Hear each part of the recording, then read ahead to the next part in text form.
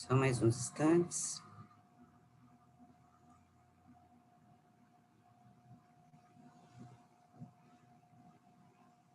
Ok. Já estamos no YouTube. Bom, então, olá pessoal, sejam bem-vindos.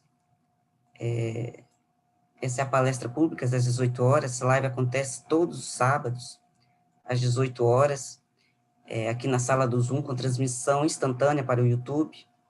Mas antes de passar a palavra para o nosso orador, eu gostaria de informar que a Sociedade Teosófica é uma organização internacional formada por livres pensadores, que tem por objetivo principal formar um núcleo da fraternidade universal da humanidade, sem qualquer distinção de gênero, etnia, opção religiosa ou condição social. A ICT no Brasil está vinculada à Sociedade Teosófica Internacional, com sede em Andiar, na Índia, fundada no final do século XIX, nos Estados Unidos, por Helena Petrovna Blavatsky, Coronel Olcott, entre outros instrutores. A sede da ICT no Brasil fica aqui em Brasília, mas temos lojas e grupos de estudos espalhados em todas as regiões do Brasil.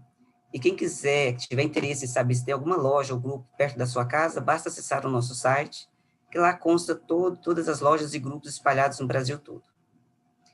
E agora, sem maiores delongas, então passamos a palavra ao nosso orador de hoje, o nosso irmão Marcos Queiroz.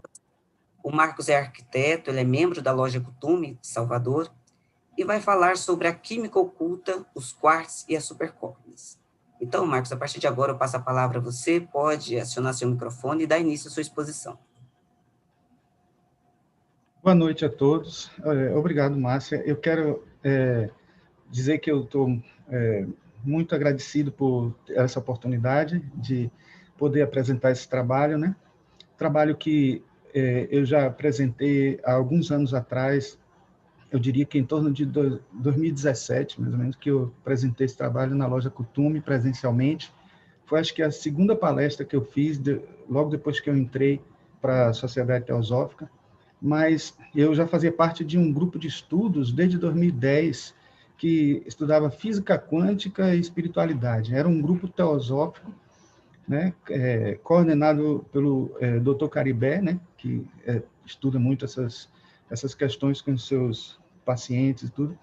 E ele, nesse grupo, eu me interessei por estudar este livro, Química Oculta, para poder a gente fazer correlações entre a física quântica e a química oculta, sabendo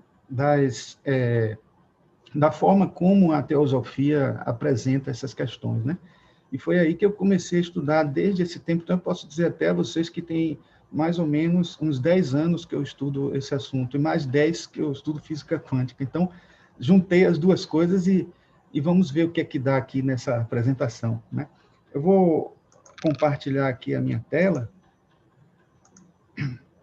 Vocês já veem aí ela?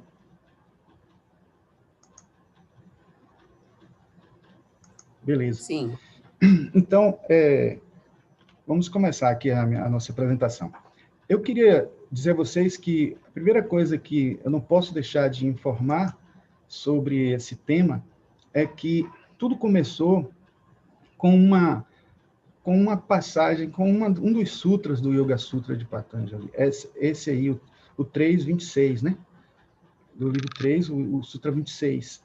Esse sutra diz: o conhecimento do que é pequeno, do que é oculto ou distante, obtém-se direcionando a luz da faculdade superfísica. Então, este sutra, ele está se referindo a um dos siddhis que diz respeito a uma habilidade, né, uma habilidade latente humana que nós temos, que é a clarividência, e essa clarividência, a despeito do que se pesquisou na parapsicologia, ela não consegue alcançar apenas aquilo que está fora do alcance da visão, pela distância, pelo espaço, e até pelo tempo, se a gente englobar aí a premonição dentro da clarividência, mas também o que é pequeno, o que é minúsculo, e o que é microscópico, vamos dizer assim.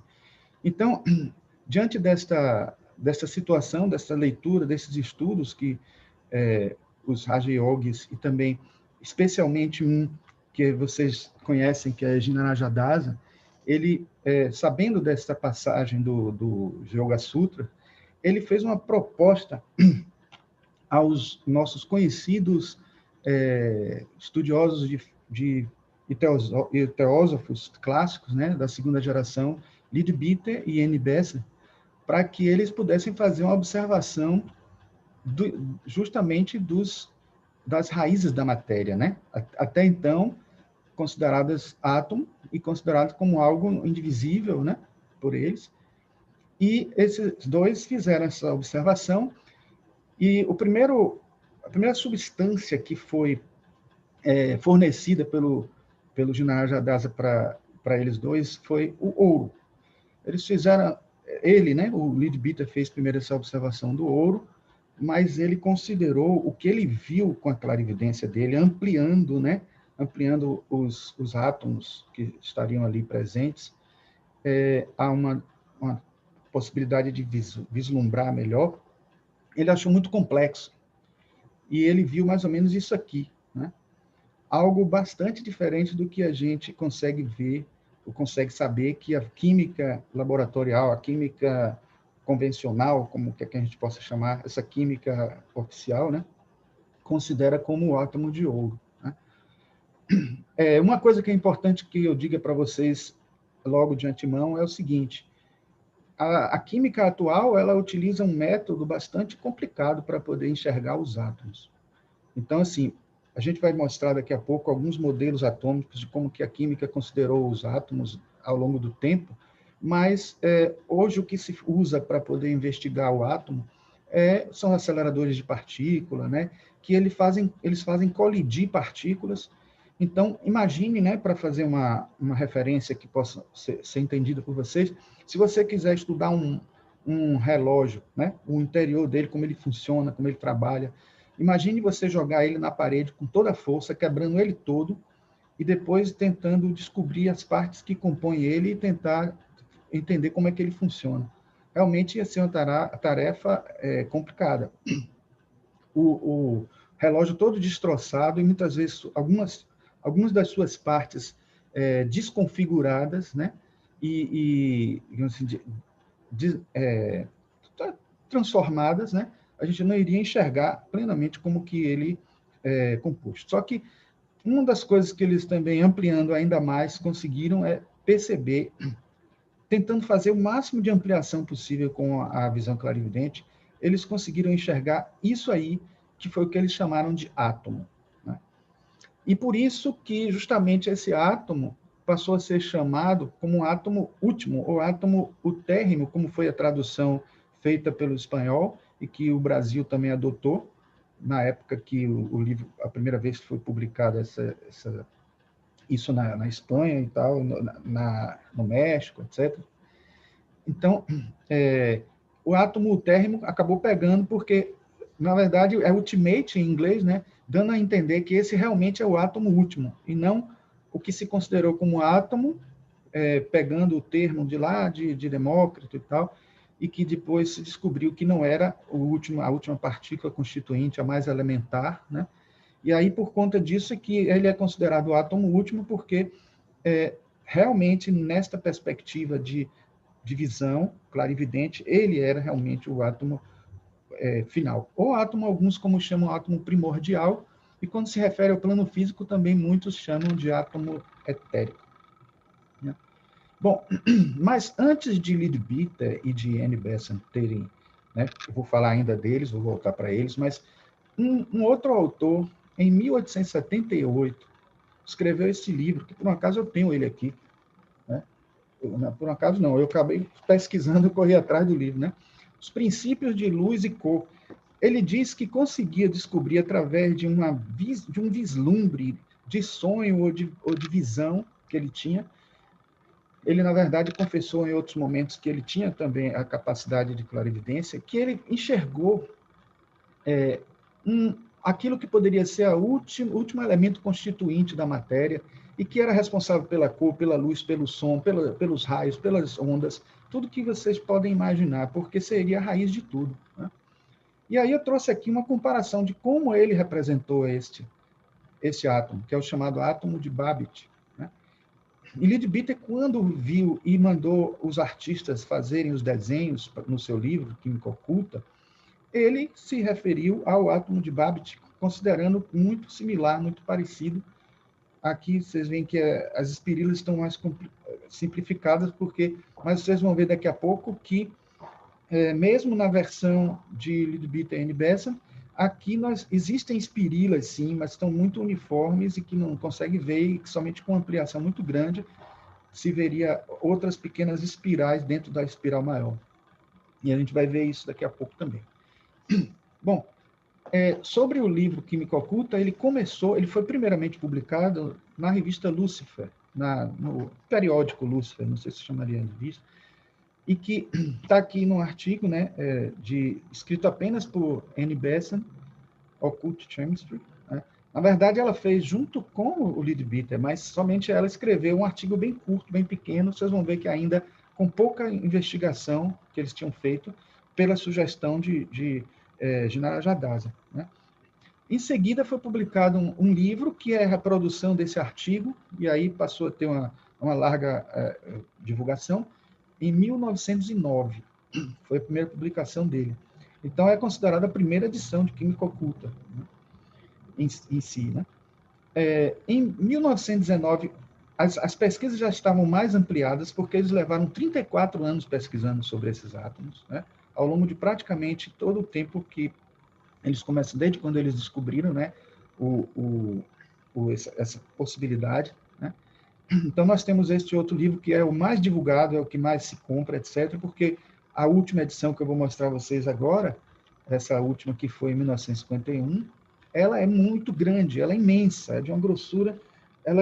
Eu tenho ela aqui, na verdade, em uma publicação genérica, porque ela está num livro assim, uma publicação que você encontra com a capa, não uma capa assim, que é genérica para vários livros raros, que não se encontra em publicação, então é publicado assim, desse jeito, para você adquirir e ter o conteúdo, né, que você não tem. Então, neste livro você encontra realmente todos os átomos que eles estudaram, que eles pesquisaram, sem resumos, sem simplificações, tudo mesmo. E eu digo que para você entender, estudar mais a fundo Química Oculta, só com este livro aí mesmo. Este livro foi editado pelo próprio Ginara-Jadasa, enquanto que o outro, de 1919, foi editado por Sinnett, né? A P. Sinnett. Então, temos aí a visão de como foi o processo de publicação. Aqui, o trabalho que nós fizemos, ele é baseado nessas publicações que vocês estão vendo aí, né? Na verdade, eu acabei adquirindo esta primeira aí, que é sem ilustrações. Depois a gente adquiriu essa com ilustrações, que é a Occult Chemistry Illustrated Edition. E ainda acabei encontrando esta outra aqui, que está com a ilustração melhor, eu consegui recentemente, ainda está no plástico aqui. Foi até para poder acrescentar mais alguma coisa, se necessário, para essa palestra. E, assim, para quem não lê em inglês, nós temos essas duas publicações. Esse aí, primeiro, Química Oculta, que está até traduzindo o nome Charles Leadbeater em Carlos Leadbeater, ele não é em português, não, mas ele é em espanhol. Na verdade, ele é uma publicação do México. Né? Ele é o livro que está em melhores condições, as ilustrações estão em melhores condições de todos eles, porque as ilustrações foram reconstruídas, sem alteração, mas elas foram melhoradas, né? Então, ele tem, inclusive, os papéis são de maior qualidade e tal, e aí ele tem, assim, algumas ilustrações, elas estão dobradas internamente para poder você ter um tamanho melhor para visualizar. E este outro, né? Esta outra publicação aqui, que é quase a mesma coisa, mas com algumas alterações. Aliás, os editores, à medida que foram publicando os livros, eles foram fazendo alterações, tentando tornar mais didático um material que inicialmente não era para ser feito, não foi feito para ser publicado. Né? Bom, eu posso dizer a vocês que tudo começa com a ideia de que, inspirado na versão né, da ideia cosmológica indiana, a gente pode dizer que a matéria primeira, a matéria raiz, seria o Mula Prakriti. Na verdade, Mula de raiz, Prakriti de matéria, ou física, ou matéria do físico.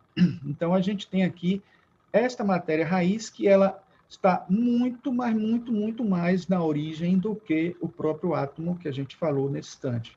Porque este átomo, o térrimo, ele é o átomo, o térrimo do plano físico. Temos que entender que ainda tem o plano astral, o plano mental, o plano búdico, o átmico, enfim. E os planos superiores ainda, né, monádico e divino, e cada plano desse tem o seu átomo primordial, né? O seu átomo térrimo. E aí, fora isso, no universo não manifestado, nós temos uma matéria que constitui tudo mesmo. Se a gente pudesse dizer que existe uma teoria de tudo, como a física busca, a gente teria que ir lá nessa raiz encontrar esta teoria de tudo, porque teria que englobar não só o mundo manifesto, mas tudo que está logo depois do não manifesto, né? Do imanifesto. Então, como é normal a gente entender, depois desta matéria que transcende a tudo isso, nós temos 3 emanações, né, que a gente já sabe do Logos, o Forrati, o Prana e o Kundalini. E a informação que a gente tem no livro de Química Oculta é que os átomos utérrimos de todos os planos possuem essas 3 forças contidas nele. Então, está presente, essas 3 forças estão presentes, né, e constituindo ele e fazendo com que o universo esteja com essas 3 forças presentes. E a primeira coisa que a gente pode dizer que parece dar um nó na nossa cabeça é que o mundo, o universo, o cosmos, vamos dizer assim, ele não é constituído de matéria, vamos dizer assim, sólida em si. Segundo o livro da Química Oculta, os hinduístas já diziam isso. Na verdade, a matéria que nós conhecemos é como se fosse o vazio para um mundo transcendente, né? Então, entenda assim, algo como se fosse o Koilon, seria a matéria raiz, ou tudo que existe no universo feito por esse Koilon. Uma bolha, um vazio desta matéria raiz seria a bolha do Koilon. E essa bolha de Koilon é o elemento mais, digamos assim, simples que foi criado para manifestar-se em tudo que existe. E a partir dessa manifestação, que a gente pode, essa bolha que a gente pode estar chamando aqui, ela pode muito bem ser algo que a gente ainda desconhece, mas a ciência está tentando descobrir, né? Algo similar ao que a gente chama de buraco de minhoca. Então, esses vazios que conectam tudo, né? Além disso, está dito na física quântica que quanto mais você se aproxima da matéria raiz, da origem das matérias, a gente vai encontrando um caos, encontrando mais energia, né? O que significa que esse vazio não é tão vazio quanto parece.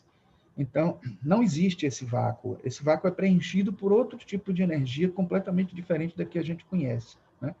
E o átomo térrimo, como está mostrado nessa ilustração aqui, ele se compõe de várias dimensões, por isso está colocado aqui com várias cores do arco-íris, né? Ele é composto de todas essas dimensões dentro dele, né? Mas, claro, que por conta das várias densificações que vão acontecendo pelas espiralizações que vão acontecendo umas sobre as outras, ele vai adquirindo densidade até chegar ao plano físico, né? E ele também se torna um ponto de conexão, por conta de ele ter exatamente este constituinte formado por todos esses elementos, né? Eu tenho aqui um livro que eu recomendo vocês, ele tem uma linguagem muito simples, foi escrito por esses 2 irmãos aí, que são físicos, se eu não me engano, do Rio Grande do Sul, né? O José Pedro e Maria de Lourdes Andretta. Ele é físico e ela é professora, né?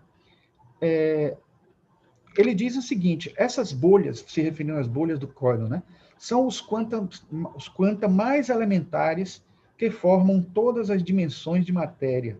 Uma enorme quantidade deles constitui os átomos primordiais, e estes, por composição, formam os elementos químicos reconhecidos pela ciência atual.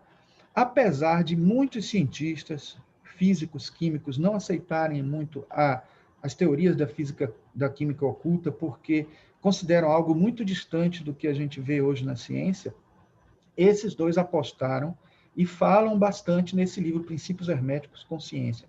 Eles têm mais outros livros que eu vou mostrar mais adiante, né? Que falam também, eles têm 3 livros, todos os 3 falando de física quântica, em todos os 3 eles citam a Helena Blavatsky, que citam os livros de química oculta. Tá? Bom, eu começo aqui já a respeito de, tentando, num parêntese, né, da química oculta, tentando esclarecer um pouco essa questão das bolhas de Coulomb. Existe um autor que é quase esquecido hoje na física quântica, é Paul Dirac, que ele foi ousado a ponto de dizer que Einstein cometeu um engano, ou melhor, cometeu um erro por falta, né, um equívoco por falta, porque ele deveria considerar essa fórmula E igual a mc ao quadrado com 2 sinais, porque ela é resultante de uma raiz quadrada, e a raiz quadrada teria 2 resultados possíveis, né, quando multiplicado ao quadrado, que é um positivo e um negativo. Então, ele se questiona, neste livro que a gente está vendo aqui do lado, né, ele questiona onde estaria essa energia negativa? Que energia negativa seria essa? O que seria a energia negativa? E aí ele começa a estudar o seguinte, que quando a gente tem um átomo dentro desse modelo convencional, eu vou usar esse modelo convencional para vocês entenderem melhor, para não ficar complicado. Quando é jogado a energia de fóton sobre uma camada menos energética, mais próxima do centro, ela ganha energia e esse elétron pula para uma camada mais energética, né? E quando ela pula de uma camada mais energética para uma menos energética, emite fóton, que é a luz que nós conhecemos, né? Aí a pergunta que se faz é, quando esse elétron ele doa mais fóton ainda, emite o fóton que possui, para que camada ele vai? E o que o Paul Dirac descobriu é que ele vai para um mundo que é negativo, ou seja, ele doa a energia positiva e fica negativo, -1. E aí, esse negativo onde é? É esse mundo que ele chamou de mar de Dirac. É um mundo que ele disse que é um duplo que nós temos, um mundo igualzinho ao nosso, que é duplo, só que todo com os sinais contrários. Né? Se a gente pegar uma pista do que Leadbeater diz no livro Plano Astral, ele diz assim, há razões para crer que os elétrons da ciência são o que chamamos de átomos astrais, mas não porque eles são matéria do astral, mas que eles viajam através da 4ª dimensão, que é o plano astral. Então, se a gente considerar que o mundo nosso é tridimensional, vamos supor que a gente pega esse cubo como referência aqui, né? Vamos tirar uma dimensão do plano físico e botar ela num plano, né? Só a título de didática. Então, esse plano que está aí cortando este cubo seria de 3 dimensões, mas não, vamos tirar uma dimensão e ele ficaria com 2 dimensões. Então, aquilo que tem uma dimensão a mais, além de nós, de nossa dimensão física, que é o plano astral, que tem 4 dimensões, neste nosso modelo teria 3 dimensões, que é esse cubo aqui. Então, a grosso modo, esse cubo representaria o plano astral e este quadrado aqui dentro do cubo representaria o plano físico. Então, o que acontece é o seguinte, a gente sabe que o duplo etérico e o mundo etérico, ele é formado de partículas bem pequenas, né? Partículas bem pequenas e que, por isso, elas são consideradas invisíveis e etéricas. Mas a gente vai encontrar em vários livros teosóficos, inclusive um livro que eu tenho aqui, que é O Homem e Seus Corpos. Annie Besant fala uma coisa, que o duplo etérico, ele é uma cópia fiel do físico. Ou poderíamos dizer até o contrário, né? Porque ele é mais sutil e ele mantém a vida, mantém tudo na posição, campos gerando a organização do nosso organismo físico, denso. Então, se existe tudo igual, cada partícula, ela diz assim, que o duplo etérico tem esse nome duplo etérico, porque ele duplica tudo. Cada átomo é duplicado, cada partícula é duplicada. Então, o nosso mundo etérico, ou não diria mundo, mas assim, os subplanos etéricos do mundo físico, eles não são só os constituintes minúsculos do plano físico denso, não. Eles também têm um duplo, E este duplo é justamente isso que eu vou mostrar aqui agora. Um outro quadradinho que estaria um pouco acima, distante, numa dimensão que é astral. Então, ele está distante um pouco, mas próximo o suficiente para exercer influência sobre nós, fazer a gente se mexer. E isso talvez seja a grande resposta para a matéria escura, né? Porque a matéria escura ela tem influência gravitacional sobre o mundo físico denso, mas ninguém vê, não existe como elemento físico, né?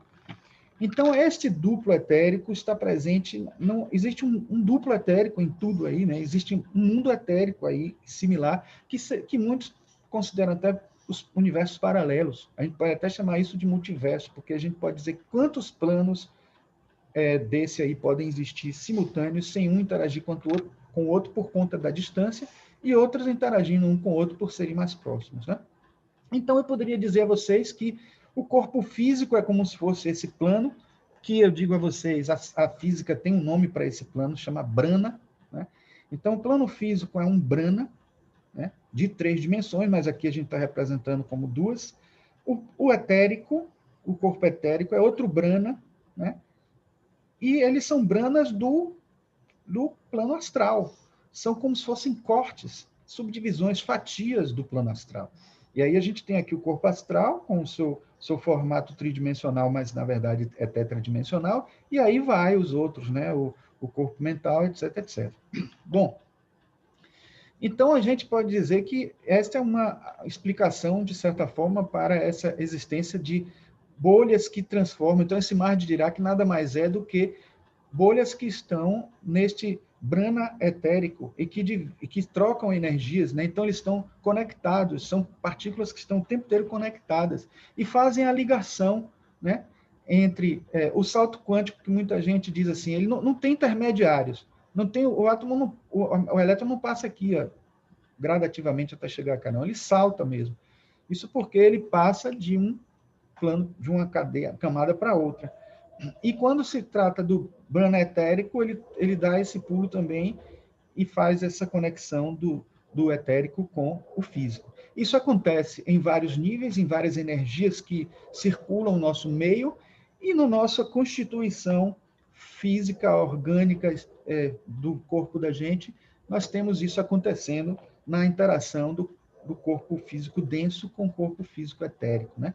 Isso a gente vai ver na física e na química o tempo inteiro, porque esta matéria com carga inversa, vocês vão ver aqui no físico a gente tem positivo com um spin de para um lado e aqui negativo com um spin para o outro. Então, essa interação vai acontecer o tempo inteiro. Isso é o chamado emaranhamento quântico, que se troca o spin desse para negativo, troca o de cá para positivo, porque eles estão interrelacionados, né? Estão com uma interação muito forte. E aí a gente tem todo um mundo de antimatéria e um mundo de matéria conectados dentro dessa filosofia e tudo isso explicando de alguma forma as interações dos nossos corpos, né? No livro O Tecido do Espaço-Tempo, Fred Alan Wolf, que é um autor que eu gosto muito, ele entra muito nessa questão e ele diz: à primeira vista, o vácuo é apenas espaço. No entanto, quando você desce até uma escala mais sutil, constata que este vácuo está fervilhando em erupções espontâneas de elétrons e buracos que, desaparecendo tão rapidamente quanto aparecem, retornam para o lugar de onde vieram. Essa filtração constante, a interação virtual de elétrons com seus reflexos antimateriais nas profundezas do vácuo do espaço, dá origem à estática comum que você ouve no seu rádio, e é a fonte suprema de tudo que existe. Então, está aqui, permeando tudo, estas trocas de elétrons do Brana denso com o etérico estão acontecendo o tempo inteiro aqui, né? E ele representou isso aqui, uma ilustração do livro dele que eu tenho, que por sinal eu comprei esse The Spiritual Universe, que é o Universo Espiritual, livro que não foi publicado, infelizmente, aqui no Brasil. Foi publicado um livro dele anterior a esse, que é Espaço, Tempo e Além, todo cheio de ilustrações, né, que a Editora Pensamento publicou, mas não este, né? Esse autor ele é muito conhecido por causa do Quem Somos Nós, porque ele faz parte deste documentário, e que é um filme, de certa forma. Bom, gente, no livro Química Oculta e Ciência Moderna, que eu tive a felicidade de fazer a capa desse livro, com a sugestão de Ricardo Lindman, do Prisma e tal, ele também fala, né, num dos capítulos finais, que ele fala dos mundos negativos, né, ele diz, tudo deve ter seu igual e oposto sob alguma forma e em alguma parte. E já, lei da polaridade, né? E já que essas duas formas opostas não podem coexistir no mesmo mundo, deve haver dois tipos de mundos que são totalmente independentes e fora do alcance um do outro. Um desses mundos deve ser composto de princípios como existem em nosso mundo e como os conhecemos. E o outro mundo, que podemos chamar de antimundo, deve ser composto de todos os princípios em sua antiforma. Então, fica claro aí para aqueles que entendem um pouco de física, o contato de matéria com antimatéria gera uma aniquilação e uma energia muito forte. Haja visto, a antimatéria talvez seja a forma de energia mais eficiente e com maior rendimento, sem perdas nenhuma, porque toda matéria se transforma em energia. Mas por que essa interação não provoca a aniquilação? Porque elas estão em bandas diferentes, não há esse contato. Há uma troca. Quando um passa para um lado, outro passa para o outro. Então, existe essa interatividade muito forte, né, entre os dois branas, né, fazendo com que o mundo se comunique, né, e a vitalidade aconteça, porque é dessa forma que justamente o corpo etérico, o duplo etérico, transmite a vitalidade que vem do astral, que por sua vez vem do mental, e aí, assim sucessivamente. Leadbeater também, no livro Plano Astral, ele diz isso aqui que é muito interessante. Olhando para um sólido com a vista astral, ele está vendo no astral, então ele consegue ver os dois branas, porque ele está... Entendam aí como se ele estivesse vendo o cubo com as duas divisões, os dois planos cortando, né? Então, compreende-se que seja extremamente difícil para um observador com pouca prática ter compreensão mais nítida do que ver. Um bom exemplo do gênero é a troca dos algarismos de um número visto à luz astral, 139 em vez de 931, por exemplo. Então, ele diz que é comum acontecer no plano astral, numa vista do astral, se enxergar invertido, né? E eu lembro também a vocês que existe uma situação no mundo hoje que os médicos devem conhecer, que é uma condição chamada citos inversos totalis. Não sei se vocês já ouviram falar isso. Parece até um decreto de Harry Potter, mas não tem nada a ver com... Citos inversos totalis é uma pessoa que nasce com o corpo todo invertido. O coração, em vez de ser do lado esquerdo, é do lado direito. Como quase nada mais, digamos assim, assimétrico no nosso corpo, não existe mais nada que dê para ver, perceber, né, que há essa inversão. Eu mesmo conheci um citos inversos totalis. A proporção de citos inversos totais no mundo é baixíssima, mas é menos que 1, 0,001, etc. E eu conheci um com 60 anos de idade que é saúde perfeita, mostrando que isso não é nenhuma deficiência, nenhuma má formação, nada disso. Na verdade, é uma condição que tudo indica que é uma virada da forma, né? A forma inverteu no momento em que foi feito. Agora, não me pergunte por que isso acontece, porque aí já é demais. Mas, no fundo, se a gente pegar um papel e dobrar ele, de certa maneira, a gente vai... O que a gente desenhou aqui, se desenhou algo igual cá, ele vai ficar invertido no contato. Então, de certa forma, essa ilustração aqui que mostra a dobra espacial e como, às vezes, se associa esse duplo a como se fosse um universo dobrado, seria essa uma possibilidade de entender esse duplo invertido, mas também a gente entender que existe uma continuidade, uma relação contínua da reta numerada e uma relação direta que vai acontecer havendo a inversão. Bom, aqui eu tenho algumas ilustrações do chamado átomo físico utérrimo. Eu disse a vocês que ele existe não só no físico, então aqui tem uma matemáticazinha mostrando quantas bolhas de Coulomb existem num átomo físico térrimo só, que é quase 14 bilhões, né? Então, a gente tem aqui 49 elevado à sexta potência, e no mundo astral a gente tem 49 elevado à quinta potência, no mundo mental 49 elevado à quarta potência, e assim sucessivamente até que se chegue ao plano AD, plano divino, que é 49 elevado a zero, que é igual a 1. Então, no plano divino, nós temos só uma bolha de Coulomb, né? Então, mostrando, né, como existe toda uma constituição, né? E essa bolha de Coulomb está presente em cada átomo físico térreo. Então, o que quer dizer que, para a gente entender a unidade aí presente, né? Então, em cada átomo que constitui o nosso organismo, o nosso corpo, nós temos o divino, o plano divino presente. Olha que coisa bonita, né? E uma coisa curiosa é que, ó, aqui nós estamos vendo, né, a desespiralização do átomo térreo. Você pega ele tem, se você desenrola, ele vai ter outras ordens de espirilas, você desenrola de novo outra ordem, até chegar nas bolhas do Coulomb. E as bolhas no Coulomb, elas estão distantes, numa distância bem pequena, assim, mínima uma da outra, obviamente que aí estamos falando de ordens de grandeza muito minúsculas, consideradas subquânticas, que estão abaixo do reino do mundo quântico. Então, essas bolhas, elas não se afastam, elas têm uma distância inalterável. Elas nem se afastam, nem se aproximam. E, segundo consta, é o Fohat que faz essa energia acontecer, isso acontecer, né? Então, é uma energia, uma emanação que está acima do físico, acima do astral, acima do mental. Temos aqui também uma constituição, né, de três espirais mais grossas, que são essas que estão separadas aqui, né, e outras 7 mais finas. A gente pode entender isso, aí tem até aqui as setinhas mostrando, né? A gente pode entender que essas 3 mais grossas, elas existem porque nós estamos ainda fechando a quarta ronda. Então, a gente tem aí só a terceira dimensão como algo que a gente consegue perceber.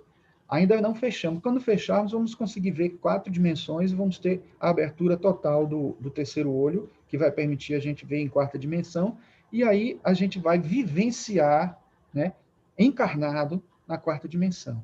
Tá? Então, e as outras 7 espirilas menores que estão aqui representadas. A gente vai entender daqui a pouco porque como isso se relaciona com a física atual. Aqui mostrando só mais algumas ilustrações interagindo mostrando essas espirilas. E aqui eu trouxe logo para vocês uma ilustração que introduz para vocês o modelo das supercordas. As supercordas, que são essas ilustrações aqui, elas seriam o que a física, de certa forma, uma parte dos físicos hoje considera como uma explicação para tudo que existe. Então, se você tiver diferentes variantes, diferentes frequências e diferentes formas de ondular essas cordas, você vai ter matérias diferentes. Então, muitos físicos teosofistas, né, já fizeram até comparações entre essas supercordas e o átomo físico térreo. E é o que a gente vai fazer a partir de agora, de certa forma. O átomo físico térreo, ele tem 3 movimentos principais. Ele não está parado, não. Ele tem a rotação, que é o spin, ele tem a precessão, que é um giro de peão, que faz aquele movimento inclinado, né? E a pulsação, né, crescendo e diminuindo, sístole e diástole, como se fosse um coração. Então, veja como ele parece um coração e reproduz também os movimentos do coração. Aqui a gente tem explicitado, né, de maneira esquemática, os 7 subplanos do mundo físico, com as nomenclaturas da teosofia, né, da química oculta e da ciência acadêmica. A química oculta usa uma terminologia um pouco complicada, né? Eu botei aqui teosofia e química oculta, mas não quer dizer que a química oculta não seja da teosofia, mas é porque depois os teósofos, né, como, por exemplo, o próprio General Jadaza, no livro Fundamentos de Teosofia, ele já utilizou uma terminologia diferente, mas ela causa também um pouco de confusão, porque ele chama atômica, ou que seria a mais simples de todas, a mais sutil de todas as camadas, os subplanos, que é onde está o verdadeiro átomo, o átomo térreo. Mas aí, se você fala em atômico hoje, você confunde. E se você fala subatômico aqui, né, acima, então ela já complica mais ainda. Então, eu prefiro utilizar a terminologia E4, E3, E2, E1, lembrando que E1 é onde está o átomo físico térreo, o mais simples de todos os subplanos, né? E esse mais simples de todos ainda é mais denso do que o astral e assim sucessivamente, né? Então, o subplano mais denso do astral é mais sutil do que o mais sutil do físico, né? E segundo a gente sabe, quando a gente quebra a matéria do subplano E1, a gente não tem mais matéria do físico, você já tem matéria astral. E isso, diga-se passagem, é algo que é dito também na teoria das supercordas. Olha que interessante. Na teoria das supercordas, a gente sabe o seguinte, muitos perguntam assim, se as supercordas são a matéria elementar, de que é feito as supercordas? De que material é feito as supercordas? Olha que pergunta interessante. Na verdade, o que foi dito pelos físicos é o seguinte, ela não é feita de nada, ela é pura vibração. Então, é uma corda que vibra, mas é uma corda que não é constituída de nada. Mas isso aí não bate com a nossa... Né? Por mais que a gente tenha uma abertura de pensamento, fica difícil a gente compreender isso. Há alguma corda que vibra que não é feita de nada, porque se for feito de alguma coisa, aquilo vai ser mais elementar, né? Mas aí a gente entende quando a gente utiliza a química oculta, porque a matéria que vibra é uma matéria que não está mais no físico. Então, é a matéria astral que vibra, é essa matéria que vibra. Então, ao quebrar uma supercorda, uma corda, a gente está deixando de ter matéria no físico. Então, ela é o limite mínimo, né? O Planck até chamou isso de limite de Planck, é o limite mínimo de dimensão que nós temos no físico, até que a gente, aí na visão teosófica, até que a gente chegue ao astral, né? Então, a gente pode dizer que temos aqui o físico denso e o físico etérico, né? Para esquematizar. E aí, a gente pode também ter correlações muito fortes aqui, que o E4, que seria logo depois do gás, então, se você tem um elemento gasoso, que ele já está com as moléculas todas bem afastadas, né? A ponto de ficar quase invisível, quase intangível, quase porque se a gente mexer com a mão assim, a gente sente o ar, o vento. Então, a gente sente ainda alguma coisa. E se você prestar bem atenção, você até consegue ver algumas partículas suspensas de fumaça. Então, o gasoso ainda é visível e tangível. Mas o E4, que seria o estado plasma, onde você tem os elementos que compõem o gás, né? Elétron e próton separados, ionizados, então se separa, então eles estão mais separados ainda, mais sutis ainda. Então, se o gás é quase imperceptível, o plasma ainda mais. Então, o corpo que é considerado pelos russos, né, nas pesquisas, além da cortina de ferro, o chamado corpo bioplasmático, era justamente uma explicação de um corpo etérico que era formado de plasma, né, um plasma biológico. Bom, o éter 3, que seriam os prótons e nêutrons separados, já isolados, né, sem nenhuma... são os chamados hadrons, partículas mais pesadas, e depois os leptons, que seriam o E2, né, o nível mais sutil, que seriam os quarks e os leptons. Os elétrons, os neutrinos, partículas muito, muito pequenas mesmo, mas ainda não tão pequenas quanto o próprio átomo térreo, que seria esse nível E1, que muitos chamam ômegon, que seria o último mesmo, ômega de ômega, né? Préons, que seriam as pré-partículas, que seriam os formadores das partículas, ou supercordas, né? Aqui eu fiz uma ilustração que tenta comparar justamente o modelo da física da química oculta e o modelo da física física quântica ou química acadêmica, né? Não vou entrar aqui em detalhes porque nós vamos destrinchar isso muito aqui. Uma coisa que eu quero chamar a atenção logo é que muitos que possam achar que isso aí é fantasia, maluquice, etc., mas existe um fato que torna a química oculta motivo para a pesquisa de muitos cientistas. Foi o fato de ter sido mostrado uma ilustração como essa aqui, do hidrogênio, né?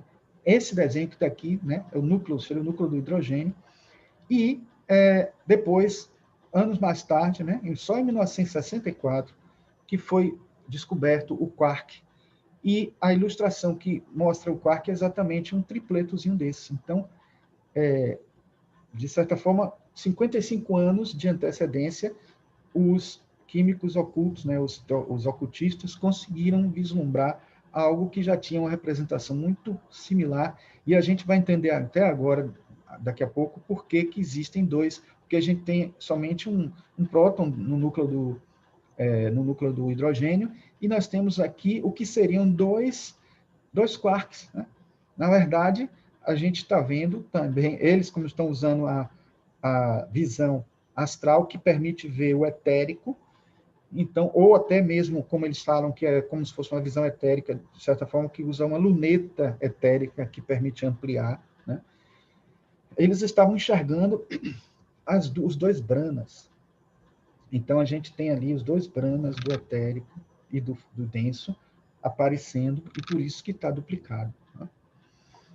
Então, aqui só uma mostra do que seria essa visão de Brana, né? Que eu vou passar rápido, mas para cada dimensão, numa dimensão, o ponto seria, numa dimensão só, que é a linha, um ponto seria um Brana. Num plano, uma linha seria um Brana. Num sólido de 3 dimensões, um plano cortando ele seria um Brana. E num sólido em 4 dimensões, uma figura de 3 dimensões seria o Brana, mas só que a gente não consegue visualizar, né? Não temos visão para isso, né? Na teoria das supercordas, existe ainda uma coisa que é muito importante que seja dita, é que existem as chamadas cordas abertas e cordas fechadas. As cordas abertas, elas se fixam, seus dois pontos se fixam no Brana e não conseguem se libertar. Então, certas partículas, elas estão presas no mundo físico. Outras são cordas fechadas e por isso elas estão livres e soltas para circularem de um Brana para outro. E aí interagem entre um etérico e o físico, entre o etérico e o astral, e assim sucessivamente, né? Segundo os físicos, inclusive, da teoria das cordas, o graviton, que seria a partícula da gravidade, ela é uma corda fechada, que ela transita por todas as dimensões do universo, por isso que ela é até considerada uma força fraca, né, dentre todas.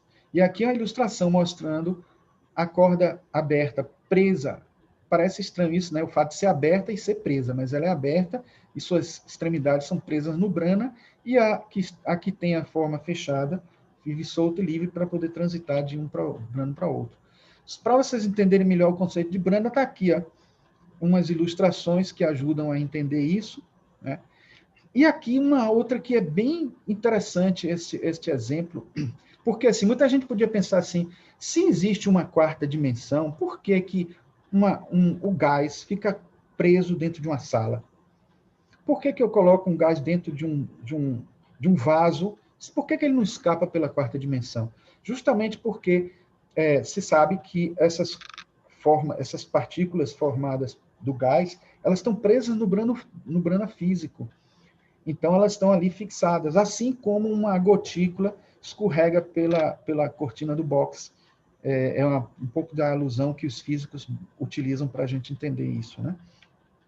E a gente pode entender que a mesma coisa acontece com os nossos constituintes.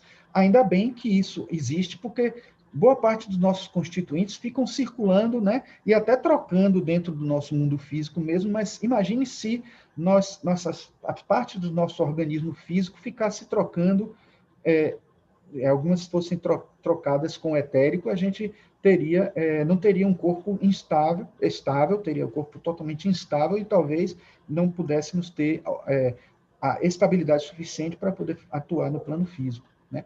Mas outras partículas também são trocadas, aquelas que permitem que a psique possa transitar de um plano para outro, de um corpo para o outro. Aqui nós estamos mostrando uma ilusão dentro do modelo clássico também do átomo, né, da interação entre o átomo físico, etérico, astral, e um símbolo aqui de emaranhamento quântico, né? Aqui aquela ilustração do quark que eu falei para vocês, isso seria o núcleo de um hidrogênio, mas com 3 quarks somente, mas aqui a gente tem esses dois, porque está mostrando tanto o quark, tanto o núcleo de um Brana quanto do outro, né? E aqui, de novo, a ilustração que a gente fez num programa de computador. Mas vamos adiantar aqui para poder ver se a gente termina. Uma coisa curiosa é que os cientistas já falam que conhecem esse book, como eles chamam, né? Essa distância entre o mundo do que seria matéria escura, né? Do mundo do físico, o físico que seria só 4% da matéria do universo seria, do universo conhecido pelos cientistas, né? Seria de matéria densa, né? Essa do convencional, né? Ele disse que essa distância é 0,1016 centímetros, então está muito mais perto do que a gente pensa. Então, o duplo etérico, ele é duplo e está numa distância, na dimensão astral, ele está numa distância bem pequena do físico, por isso a interação tem que ser, existe e tem que ser assim para que ela exista, né? Aqui só uma ilustração também mostrando a porcentagem de matéria escura e de matéria convencional, certo? Então, mas vamos adiante, porque senão não dá tempo. Aqui é uma alusão a Geoffrey Hodgson, que depois vocês podem olhar que vai ficar gravado essas ilustrações e eu posso disponibilizar esses slides também. Então, isso aqui, Geoffrey Hodgson depois também fez muitos experimentos com a física, com a química oculta, mas continuando o trabalho de Leadbeater, mas ele só fez gravações, né, em áudio, né? Gravações em áudio dessa que foram para vários laboratórios para serem analisadas, pesquisadas, e ele acabou não sendo publicada, mas no diário dele, né, ele conta dessas experiências que ele fez, se juntou a um oriental que também tinha pesquisas muito fortes da física, e aí ele foi mais além, né, mostrando até que o elétron não aparecia nos trabalhos de Leadbeater e N. Besson, porque eles têm uma fugacidade muito grande. Eles viajam, inclusive, no tempo, para frente e para trás, segundo Richard Feynman, né? Então, ele viaja, ele é tão fugaz que não poderia ser percebido, né? Aqui só mais algumas ilustrações comparando, né, as supercordas ao átomo térreo. Eu trouxe aqui também para mostrar a vocês que existe toda uma teoria dentro da química oculta que a gente não vai poder aprofundar, mas eu diria a vocês que existem os tripletos, né, os quartetos, que são formados de 4 elementos, de 5, de 6. Aí eu posso dizer a vocês que até o 7, até esse aqui, seriam elementos que estão no E2, que seria no nível de etérico 2, né? E2. E a partir dos octetos, nós já estamos no E3, e assim vai por diante, né? Esses pontos vermelhos são pontos de conexão com outros mundos mais sutis, ou seja, o etérico, o astral, etc. Então, trouxe aqui uma representação que mostra isso, né? E aqui uma ilustração feita no computador que tenta representar esta conexão, né? Colocado desse jeito aqui, a gente compreende que por que os físicos, não porque enxergam isso, porque não tem aparelho para enxergar, mas porque que matematicamente foi fácil eles chegarem a um filamento, porque é exatamente o desenho que formam essas figuras, e quando fechada também formam uma figura muito similar ao que hoje está presente na teoria das supercosas. A teoria das supercosas não é ainda fechada e definida para todos, porque não temos nem instrumento para chegar a concluir sobre isso, mas matematicamente ela é tão perfeita, tanto que ela é considerada como uma física elegante, né? Tem aquele livro Universo Elegante, de Brian Greene, que ele mostra bem como ela é tão perfeita na sua matemática, né, que dificilmente a gente poderia achar que ela está equivocada, né? Então, aqui eu trouxe só mais uma ilustração para mostrar que essas mesmas cordas que estariam na raiz da matéria seriam os chamados átomos utérrimos, e os físicos não têm condições de chegar lá tanto. Uma curiosidade é que a tabela periódica que eles usavam nessa época era a tabela periódica que William Crookes forneceu, que é essa daí, né, de Erdmann, e depois foi representado em 3D, com maquete e tudo, né? E a tabela periódica, que em 2011 passou a ser considerada, mesmo os químicos hoje não querendo aceitar ela, porque ainda estão presos à tabela periódica anterior, ela é muito similar, né? Que ela mostra os ciclos, né? Ciclos de 7, né? E inclusive também de variações diversas de características, né? E isso aqui é uma curiosidade interessante. William Crookes foi quem forneceu a maioria dos elementos utilizados pelos químicos, pelos dois ocultistas, né, para fazerem esses experimentos. Trouxe aqui para vocês justamente, né, uma comparação de como é visto o sódio na química acadêmica e na química oculta, e a curiosidade é que os Leadbeater e Annie Besant contavam os átomos físicos utérrimos, e vamos dar o exemplo do sódio, que tem 418 átomos físicos utérrimos, eles dividiam pelo número 18, que era o número do hidrogênio, que foi considerado pela química tradicional como o que tem peso atômico 1, o próton, né? Então, quando eles dividiram 418 por 18, obtiveram valores muito próximos dos pesos atômicos, o que mostra para a gente que os pesos atômicos são definidos pelos átomos físicos utérrimos. Essa ilustração eu trouxe propositadamente, trouxe em especial, essa foi feita por nós num programa de computador, e ele mostra aqui quase como que poderia ser justamente um átomo físico denso e um átomo físico etérico. Os dois são etéricos, de certa maneira, porque está na parte etérica mais sutil da matéria densa, mas está um no brana do físico denso e outro no brana do físico etérico. E aí a gente tem aqui esta parte intermediária que pode ser algumas partículas que circulam de um para outro, onde tem alguns átomos físicos utérrimos também que participam da ponderação. Eu disse a vocês que a matéria escura, ela faz parte, ela tem peso, ela tem gravidade para a gente. Então, ela pesa, ela faz parte do peso atômico, mas está no etérico.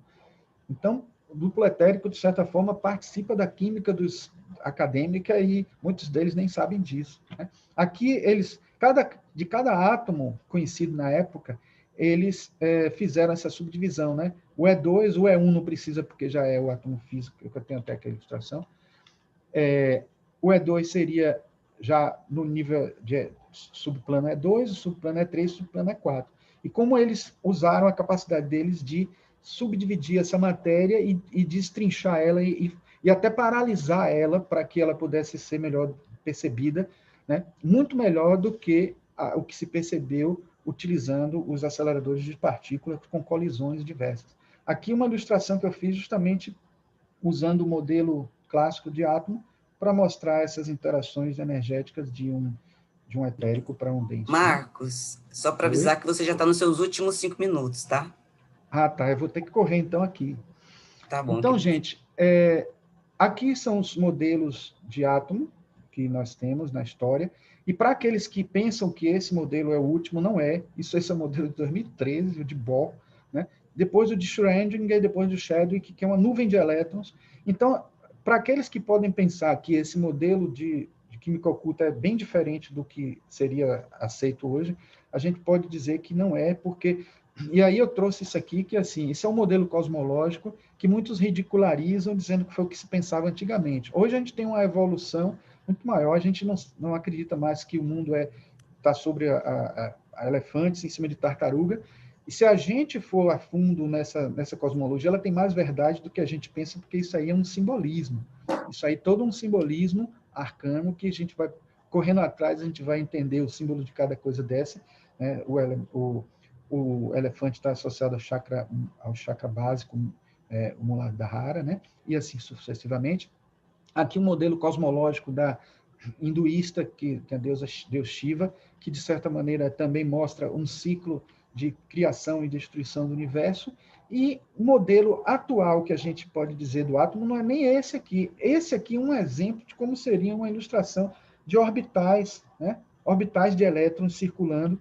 E olha como existe ainda um modelo mais recente ainda, que é desse chamado Garrett-Lise, que ele fala que existem partículas que circulam em dimensões as mais variadas, as mais sutis e as mais densas. Então, ele até tem uma camisa dele. Pesquisem sobre esse Garrett-Lise, ele é um surfista, mas ele também é físico. Ele conseguiu, talvez, chegar a essas ideias porque ele viajava bastante, saindo um pouquinho do cotidiano, saindo do quadrado, e ele conseguiu essas teorias mais incríveis.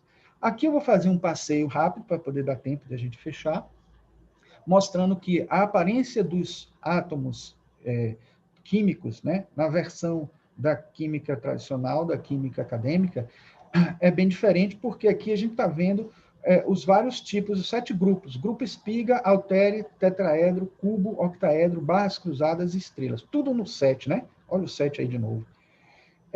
Mas vocês só vão encontrar isso com essa organização e desse jeito no último livro, na versão de 1951, organizada por Ginara Jadasa, porque ali já tinha o conteúdo já muito bem desenvolvido, né?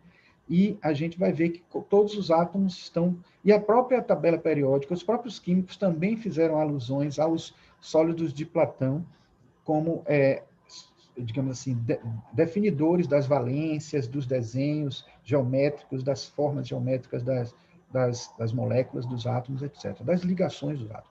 Isso aqui é uma tabela simplesmente mostrando alguns dos 11 primeiros átomos, né, com seus pesos atômicos e os pesos atômicos encontrados pela química oculta e aqui pela física e química comum, né, hegemônica. Aqui as formas externas de qual grupo eles fazem parte e assim vai, né? Aqui eu mostro cada um desses grupos, eu vou passar muito rápido. O grupo ovoide, onde está o hidrogênio, o adiário, olha que detalhe, isso aí é um dos isótopos, adiário e oculto, são alguns dos isótopos do hidrogênio, que foi chamado adiário, obviamente, sabem por quê, né? Por causa de adiar, e oculto por causa de ocultismo. E aí a gente tem aqui o deutério e o trítio, que são o oculto e o adiário, né? Que não tinha nome na época, não era nem descoberto ainda na época. Diga-se de passagem, não se conhecia nem o elétron na época que foi feito esse estudo. Então, eles adiantaram muita coisa, né?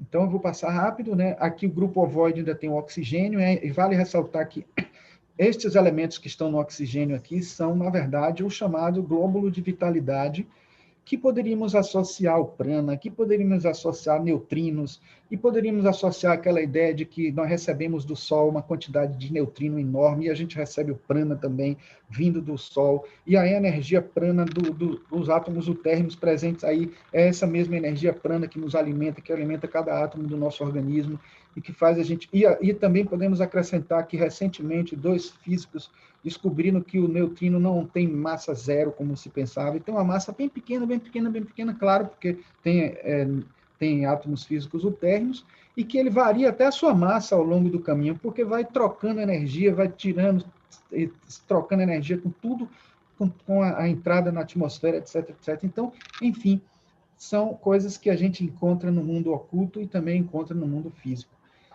Para quem acha que o átomo na versão de hoje é essa daqui, isso aqui é uma representação de como alguns químicos consideram o átomo com seus orbitais. Olha como parece com a representação do átomo do lítio, que a gente acabou refazendo ele num programa chamado SketchUp de arquitetura, né?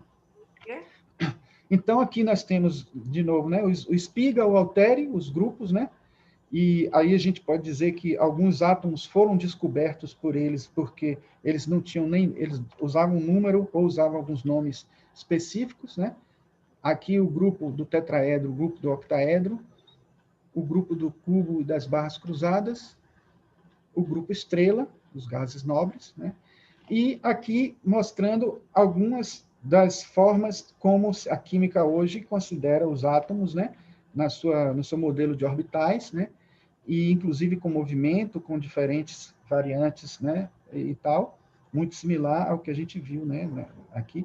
E os próprios corpos sutis, a gente vai encontrar isso acontecendo também, essa variação de partículas acontecendo nos planos, nos átomos utérrimos e tal. Eu aqui trouxe, para vocês terem isso depois registrado no vídeo, podem voltar para pegar, que é o livro que eu citei, O Universo Elegante, de Brian Greene. Eu gosto sempre de botar a bibliografia através de imagens, porque fica melhor até para quando verem na livraria ou no site. Este é um outro livro de Pedro Andretta e de Maria de Lourdes Andretta, O Segredo dos Mestres e o Mundo Quântico. Esses mestres aí são os mestres de sabedoria mesmo, porque eles são teosofistas, né? E este outro de Stephen Phillips, que é um físico que resolveu trazer para a física comum, né, todos esses conhecimentos da química oculta, ele escreveu nesse livro, a SP, que é Extrasensorial Perception, né, of Quarks and Superstrings, que é supercordas. E eu finalizo com essa frase, que eu não vou dizer de quem é, mas no final vocês vão saber.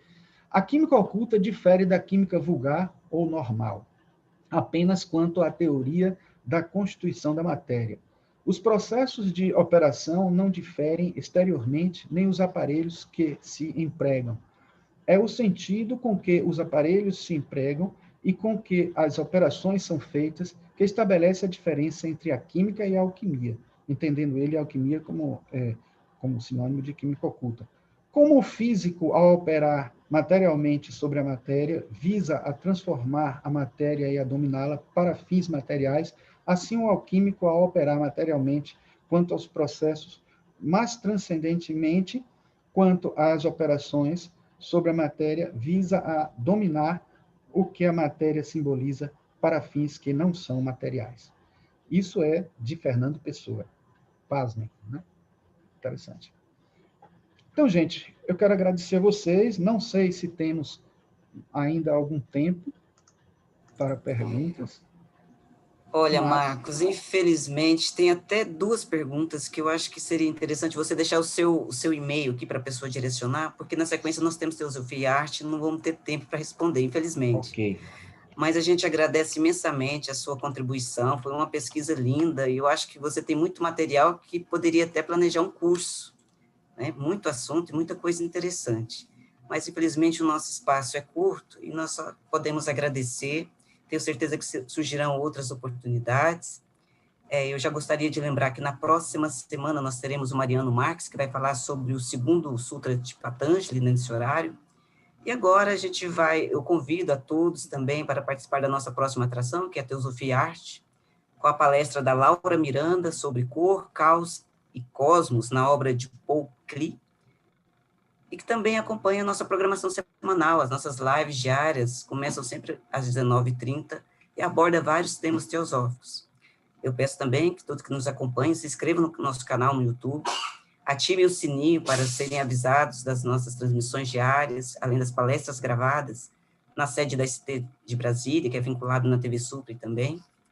E a Sociedade Teosófica agradece a participação de todos, a paciência de todos, agradece imensamente a disponibilidade do Marcos Queiroz com essa palestra extraordinária, e que vocês tenham um ótimo final de noite e uma semana maravilhosa. Obrigada, e aqui nos despedimos aí do nosso pessoal do YouTube, tá bom? E continuamos aqui com o pessoal do Zoom, para dar aquele tchau aí para o Marcos. Então, pessoal, podem abrir o microfone de vocês, quem estiver no Zoom, para a gente ir se despedindo. Gratidão, Marcos. Oh, Elza, eu que agradeço. Gratidão. Gratidão. Obrigado, Noeli. Maravilhoso. Era para eu ter feito em um tempo menor, para poder dar tempo ainda da gente trocar, mas realmente acabou não... porque eu utilizei uma palestra e ainda cortei coisas, mas mesmo assim ainda ficou grande. Programa curso, Marcos. Você tem muito material, muita qualidade nos slides e muita didática. É verdade. Vamos pensar nessa possibilidade. Tem que dar um curso. Tem que dar um curso para nós. É verdade. Verdade, um curso. Eu já me inscrevo. Com certeza, essa temática de ciência. Também. Tchau, pessoal. Vou ter que desligar. Vamos para a Teosofia e Arte. Muito obrigada, Marcos. Gratidão a todos. Obrigada, Marcos. Foi ótimo a palestra. Obrigado, Zeneida. Um abraço. Vou fazer um curso, Marcos. Tem que fazer um curso. Isso é muito conteúdo interessante. Joia. Tchau, pessoal. Tchau.